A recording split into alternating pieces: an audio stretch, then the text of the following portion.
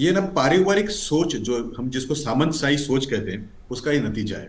ये जो फिडल्स है ये पचा नहीं पा रहे कि हिंदुस्तान प्रगति की ओर जा रहा है और उसके अलग अलग आयाम हैं। हम्म। इसी तरह के स्वर हमने तब भी सुने थे जब पुलिस मेमोरियल बना था चाणक्यपुरी में। ये क्या जरूरत है पुलिस मेमोरियल बनाने के लिए, क्यों वेस्ट जगह कर रहे हैं।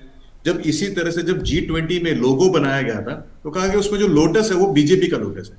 भाई साहब भारत का वो आइकन है, अब उसको मानिए। सर्जिकल स्ट्राइक हुआ, एयर स्ट्राइक, तो यही लोग थे जिन्होंने कहा कि प्रमाण दीजिए सर्जिकल स्ट्राइक हुआ है, उसके फोटोग्राफ आप क्यों नहीं दे रहे। कोई पाकिस्तान ने विरोध नहीं किया था, इन्होंने विरोध किया था। हम्म। जब राष्ट्रीय समर स्थल यानी नेशनल वॉर मेमोरियल का, तो अरे जब पहले से ही इंडिया गेट के ऊपर एक ज्योति जल रही है तो क्यों नहीं बनाया। भाई वो वर्ल्ड वॉर वन की बनाई हुई थी, वो ब्रिटिशर्स ने बनाया हुआ था, हमारा कोई राष्ट्रीय स्मृति नहीं है।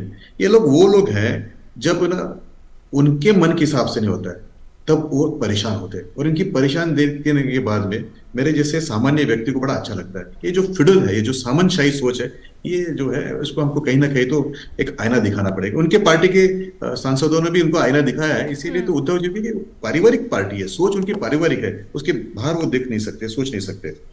मैं कुछ बातें उनके सामने रखना चाहता हूँ। शायद वो अगर महाराष्ट्र से आए हैं तो तुमको पता होगा कि महाराष्ट्र की जो विधानसभा है उसका उद्घाटन 19 अप्रैल 1981 को हुआ था, जो नई विधानसभा है। मैं डेट फिर से बताता हूँ, 19 अप्रैल 1981 को। किसने उद्घाटन किया उसका? इंदिरा जी ने उद्घाटन किया। मनमोहन सिंह जी ने तमिलनाडु के विधानसभा का उद्घाटन किया। इंदिरा जी ने जो है वो पार्लियामेंट्री एनेक्चरी का भी उद्घाटन किया, जहां पे शायद आपका स्टूडियो है। राजीव जी ने लाइब्रेरी का उद्घाटन किया। तो ये सब लोग कौन थे? अच्छा, ये लोग जो लोग राष्ट्रपति जी के बारे में कह रहे हैं, इनके बारे में सोचिए। ये वो लोग हैं जो राष्ट्रपति जी के बारे में अपशब्द भी इस्तेमाल करते हैं। मतलब आज टीएमसी के आपके यहाँ पे रिप्रेजेंटेटिव है क्या? मुझे दिख नहीं रहे। हाँ, बैठे हैं विजय उपाध्याय। टीएमसी है जिनके विजय मंत्री उपाध्याय। ने गाली गलौज तक किया है। क्या शब्द का इस्तेमाल किया, मतलब अगर वो भूल गए तो अखिल गिरी जी ने जो शब्द का इस्तेमाल किया वो शायद विजय उपाध्याय जी उसके ऊपर कुछ खुलासा करेंगे। ऐसे शब्दों का इस्तेमाल तो कोई दुश्मन नारी के बारे में भी नहीं करता, इन्होंने महामहिम राष्ट्रपति जी के बारे में किया। कांग्रेस के लोगों ने भी अपमान किया उस राष्ट्रपति जी का। यानी अधीर रंजन चौधरी जी हो, फिर डॉक्टर अजय कुमार हो या उदित राज जी हो, उन्होंने जो शब्दों का प्रयोग किया है, भगवान ना करे किसी भी महिला के लिए, किसी भी बहन के लिए ऐसे शब्दों का इस्तेमाल किया जाए। ये वो लोग हैं, ये वो लोग हैं जो तीन मूर्ति भवन, जो प्रधानमंत्री का निवास था, उसको निजी प्रॉपर्टी बनाने के चक्कर में थे। उन्होंने तो वहां पे लुटियांस में, इनका तो केवल उन्हीं का हक था। उन्होंने घर दे दिया, भाई प्रियंका वाड्रा जी आप जीते या ना जीते, लेकिन आपको एक मिनिस्ट्रियल बंगला हमने दे दिया, दामाद जी को दे दिया।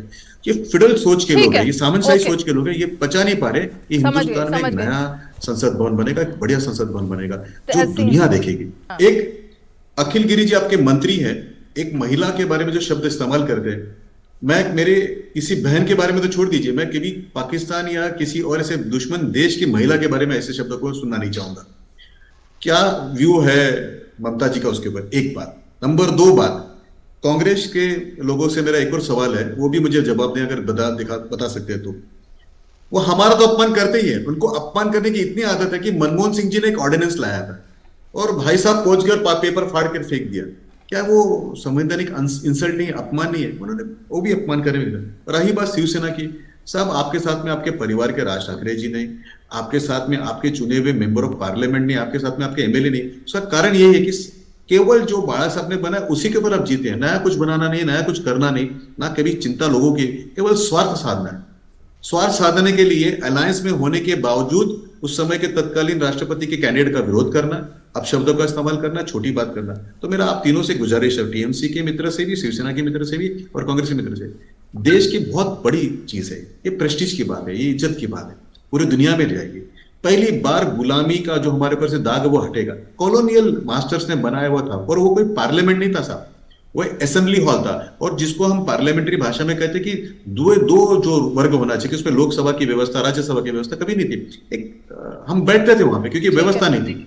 आज हम सक्षम लोग हैं, बनाया, आपने भी आगे आना चाहिए, आपने सुझाव देना चाहिए था कि ये चीज नहीं लगा, ये भी लगाई जरा, ये भी बढ़ा दीजिए, ये वाले भी फैसिलिटी दीजिए। इस तरह के अगर आपके सुझाव आते तो शायद देश, नागरिक और समाज आपको याद रखता है। एक एक रिएक्शन, समाज आपको देखते ठीक समय है, छोटे का आपका एहसास होगा सर। आपने दोनों के ये ऊपर एक आपसे एक विनती सवाल है, खड़ा किया फिर से विजय कहिए जी। पार्टी में अपने, ओके, और वो ओके। कहिए कि आइए सावरकर जी की जयंती, बड़ा दिन है सर, इतना बड़ा हीरो का दिन है। आप लोगों ने तो नेताजी का भी अपमान किया, उनका जब स्टैचू लगाया गया था इंडिया गेट में तब उनका अपमान किया। सर अंबेडकर जी के बारे में, अंबेडकर इंटरनेशनल जनपद पे बनाया गया तो कांग्रेसियों ने विरोध किया कि इंदिरा गांधी जी के इसके सामने कैसे बना सकते हैं, क्योंकि ये तो हमारी विभूति है। अच्छा ये कौन लोग हैं? मैं रेमा जी आपसे एक परमिशन लेके बताता हूँ, ये वो लोग हैं जो भारत रत्न बांटते फिरते हैं। यानी नेहरू जी ने अपने आप को भारत रत्न बांट दिया, इंदिरा जी ने अपने आप को भारत रत्न बांट दिया, तब इनको लगा था कि सब कुछ सही है। अरे ये लोग कभी ये डाइजेस्ट नहीं कर सकते कि प्रधान सेवक एक सामान्य व्यक्ति जो है वो इतना बड़ा निर्णय ले सकता है। तो मेरा फिर ठीक से है। आपसे कर भर कर प्रार्थना है, छोटापन छोड़े, अपने मन का छोटापन छोड़े, आइए साथ में आए और पूरे विश्व को बताए कि भारत अब बदल चुका है और बहुत ताकतवर बन चुका है। 28 तारीख को आप अपने पार्टनर्स के साथ में, वहां पे आपके कौन पार्टनर थे आपके? शरद पवार जी थे, कांग्रेस के लोग थे, उनके साथ में जाके माल्यार्पण कर दीजिए सर। उसके बाद में जिस मुंह से आप बोलना चाहेंगे उससे कहिए, तब तक आपको कोई अधिकार नहीं है ये सब बातें करने का। एक नंबर और 2 बात, जरा तथ्यों को जरा जानने की कोशिश करिए सर। नया ये परिसर है, दुनिया देख रही है, मुझे लगता है कि आपके अंदर सद्भावना और सुमति आएगी कि ये भारत का एक बहुत ही अच्छा समय आया हुआ है। आइए, आके वहां पे हमारा भी सम्मान होगा, आपका भी सम्मान होगा और देश का भी सम्मान होगा। ठीक है। ये जो छोटी छोटी बातें आप लेके आते हैं आपके कॉलोनियल माइंडसेट से, आपके फेडरल माइंडसेट से, ये अच्छा ये नहीं।